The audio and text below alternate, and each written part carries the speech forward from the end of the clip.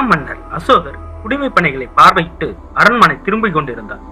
போரே வேண்டாம், போரே மன்னனின் தொழில் என்றிருந்த அவர் புத்தரின் பாதையில் அன்பு வழி போதும் என மனதளவில் மாற்றம் அடைந்திருந்த நேரம். இப்போது அவருக்கு எதிரில் வந்து கொண்டிருந்த ஒரு வயதான துறவியும் அவரது சீடர்களும் மன்னருக்கு வழிவிட்டு ஒதுங்கி நின்றனர். அசோகரின் பார்வை ஒதுங்கி நின்ற துறவி மீது பட்டது.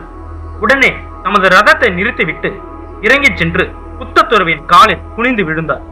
அவரது முடி துறவின் காலில் பட்டது. ஒரு புன்னகையுடன் துறவி தமது கைகளை உயர்த்தி மன்னனை ஆசிர்வதித்தார்.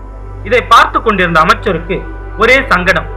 எத்தனை பெரிய ராஜ்யத்தின் அதிபதி, உலகமே வியக்கும் ஒரு பேரரசர் போயும் போயும் இந்த பரதேசியின் காலில் விழுந்து முடிய வேற காலில் பட வைத்து விட்டாரே என்று நினைத்து உள்ளுக்குள் கொஞ்சம் கோபமும் எரிச்சலும் அடைந்தார். அரண்மனை சென்றதுமே அசோகரிடம் தனது வருத்தத்தை வெளிப்படுத்தினார். அமைச்சரின் பேச்சை கேட்ட மன்னர் சிரித்தார். ஆனால் அமைச்சரின் கேள்விக்கு பதில் அளிக்கவில்லை.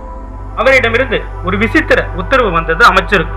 மந்திரியார், ஒரு ஆட்டுத்தலை, ஒரு புலித்தலை, ஒரு மனித தலை, மூன்றும் எனக்கு உடனே வேண்டும், ஏற்பாடு செய்யுங்கள் என்றார் மன்னர். நாம் சொன்னது என்ன, இவர் உத்தரவு என்ன என்று திகைப்புடன் கட்டளையை ஏற்றுக்கொண்டு ஆட்களை நாடெங்கும் அனுப்பினார். ஆட்டுத்தலைக்கு அதிகம் கஷ்டப்படவில்லை, கறிக்கடையில் கிடைத்துவிட்டது. புலித்தலைக்கு ரொம்பவும் அலைய வேண்டி வந்தது. கடைசியில் ஒரு வேட்டைக்காரனிடம் அது கிடைத்தது. ஆனால் மனித தலை உயிரோடு இருப்பனை வெட்டி தலையை எடுத்தால் அது கொலை. என்ன செய்யலாம் என யோசித்த போது வழியில் ஒரு சுடுகாடு தென்பட்டது.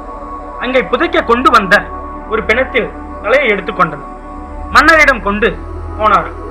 3 தலைகளையும் பார்த்த அசோக மன்னர் தன் அமைச்சரிடம், சரி, இம்மூன்றையும் சந்தையில் விற்று பொருளாக்கி வாருங்கள் என்றார். மன்னரின் கட்டளைப்படி சந்தைக்கு சென்றவர்களுக்கு ஆட்டுத்தலையை விற்பதில் எந்த சிக்கலும் இல்லை. பதிலுக்கு பொருளும் கிடைத்தது. புலியின் தலையை வாங்க யாரும் முன்வர். பலரும் அதை வேடிக்கை தான் பார்த்தார். கடைசியில் ஒரு பணக்காரர் தன் வேட்டை மாலையை அலங்கரிக்க அதை நல்ல விலை கொடுத்து வாங்கி கொண்டார். இப்போது மனித தலை தான் மிச்சம் இருந்தது. பலர் அதை பார்க்கவே யாரும் விரும்பவில்லை.